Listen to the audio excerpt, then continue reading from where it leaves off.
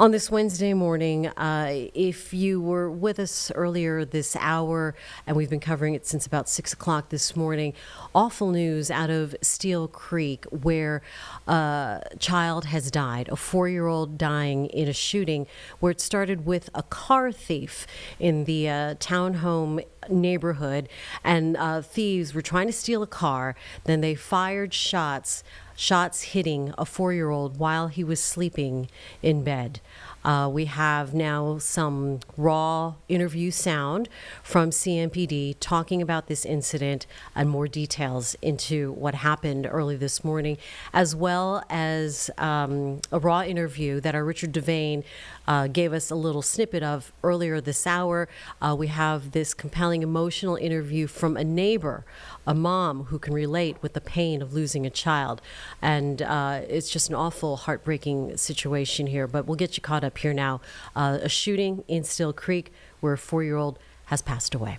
And I would start with, good morning, but this is obviously not a good morning. Officers responded here to Cigar Court just after 6 a.m. In response to All right, it looks like that sound is sort of doubled up and echoing right now, so we'll go and reconnect that, get that back online. In the meantime, this is the neighbor.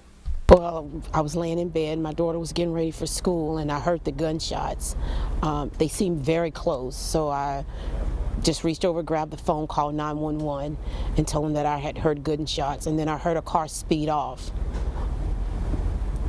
And got ready, told my daughter to get down, stay away from the windows, and then she got ready for school, and then I brought her outside, and that's when I saw the mayhem. Your mother. Yeah. How does it make you feel? As a mother, it's a hard pill to swallow. As a mother, you want to keep your children safe, and you know, you want to shield them from the world. You want to protect their innocence. And then when something like this happens, but then when it happens 3 doors down from you, how do you explain it? You know, she's in school now, and she's texting me, "Are you okay? Are you okay?" And I told her I'm fine. She said, "Are you sure?" I said, "I'm fine." But there's a kid down the street, 3 houses over, who's not okay. He's just lost his mother in January, and now his baby brother. So that kind of pulls on you a little bit. Does this make you worried about living here? You've only been here 2 weeks. Is this foreshadowing of future events? It does. I mean, look at the world we live in. Look at the climate of our world. You're scared everywhere, but this little neighborhood nestled back, we thought it was a great neighborhood, and we still believe and hope that it is, but it does make you alarmed, and it does make you wonder. You've been here, did you say 2 weeks? 2 weeks. Where you from? We're from South Carolina. South Carolina. Mm-hmm. Charlotte's been in the news here. Yeah, but I've been here 20-something years. Okay. Yeah. Okay. Did they say some people say it's a safe city? Is it still a safe city? To be honest, I don't think any place is safe. You know, if you ask me about my little hometown in South Carolina, I like to think we're safe, but something happened there about a year ago, so I don't think we're safe any place. You just have to raise your children right, be good people, and just pray, you know, that you are safe and nothing happens. A lot of the time we hear about crimes that are targeted. This time it was a random situation.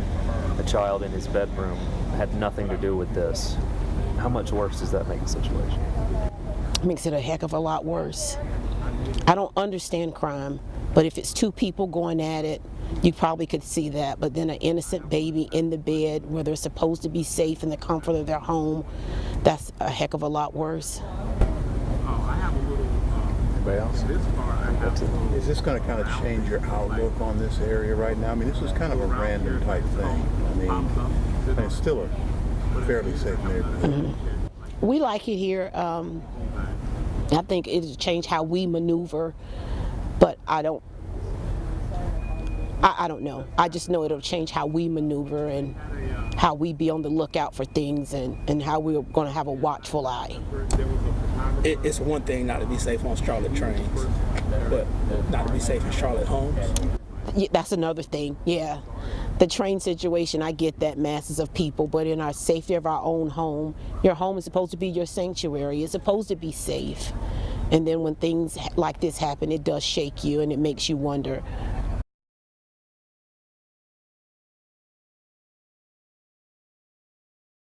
And I would start with, good morning, but this is obviously not a good morning. Officers responded here just after 6 a.m. In response to stolen vehicle service call for service. Upon arrival, was determined that as a part of that. Okay, so we heard from the neighbor about what just happened at her neighbor's townhome, and just bringing up so many concerns for family safety, public safety.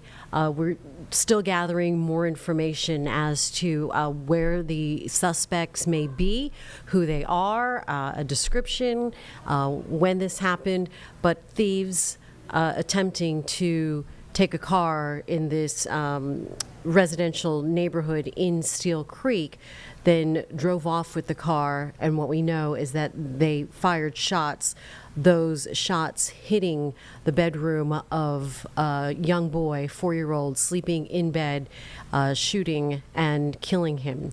Here is that CMPD sound now on WCNC Plus. And I would start with good morning, but this is obviously not a good morning. Officers responded here to Cigar Court just after 6 a.m. In response to a stolen vehicle call for service. Upon arrival, it was determined that as a part of that incident, some shots were fired into a residence here. Those rounds struck a 4-year-old male inside the residence, and unfortunately that male was pronounced deceased on scene. Homicide detectives have arrived on scene, as well as our crime scene personnel. This investigation is active and ongoing, and they are working through the pieces, trying to bring closure to this incident right now. Major, do we know what the suspects are in this case? I'm sorry? Are there any other injuries? No, ma'am, no other injuries other than the deceased. Do we know where the car is, suspect? We do not know where the suspect vehicle is. We do have information that a black Dodge Charger with red brake calipers was stolen from the scene, and it fled from the neighborhood at a high rate of speed. These are random bullets in the air. I'm sorry? These are random bullet shots. These are absolutely not random bullet shots. These were fired directly, intentionally into this residence for reasons we don't know. And it's very important, to understand that when you discharge a firearm, someone or something is going to stop those rounds, and when these rounds are negligently discharged like this, this is what happens. Someone or something gets hit. These rounds do not vaporize into thin air, and in this case, this young man was unfortunately suffered the consequences of the actions of these suspects. Somebody out there watching me knows who's responsible for this, knows the identity of these suspects, and these people need to be held accountable for this incident. So we would ask anybody that has information related to this case to call Crime Stoppers at 334-1600 and share that information with our homicide investigators. Do we know how many rounds were fired and why they may have fired? I don't have information on the why behind all this. There's no good reason why, and I don't know the exact number of rounds. That's part of the ongoing investigation that we'll be working on. But there's no good reason why anyone would discharge a weapon into an occupied residence as a result of trying to take a car. It just doesn't make any sense. Any estimate as to how many rounds were fired in total? I don't have any information on specific numbers of rounds right now. That's part of the ongoing investigation and what they're working on determining. How frustrating does it come to a scene like this? Especially this is absolutely tragic. Every crime is frustrating, and especially every homicide is frustrating. When you talk about the death of a child that should be getting up and going to school right now, that was absolutely not responsible in any way for these circumstances unfolding. This is absolutely frustrating and infuriating, and our investigators will be throwing everything we have at this, absolutely every resource we have at this, and we need the help from the public watching this to help us with this investigation. One more question. Was this person, maybe I missed this, I don't know, but was this person returning fire, or he was just randomly just shooting? That's the most frustrating part of this. There is no indication that anyone in the residence discharged any weapons or presented any threat to these suspects whatsoever at this time. That this was, for whatever reason, rounds were fired into this residence unprovoked, and this is the result. We now have a deceased child. Okay. Thank you so much.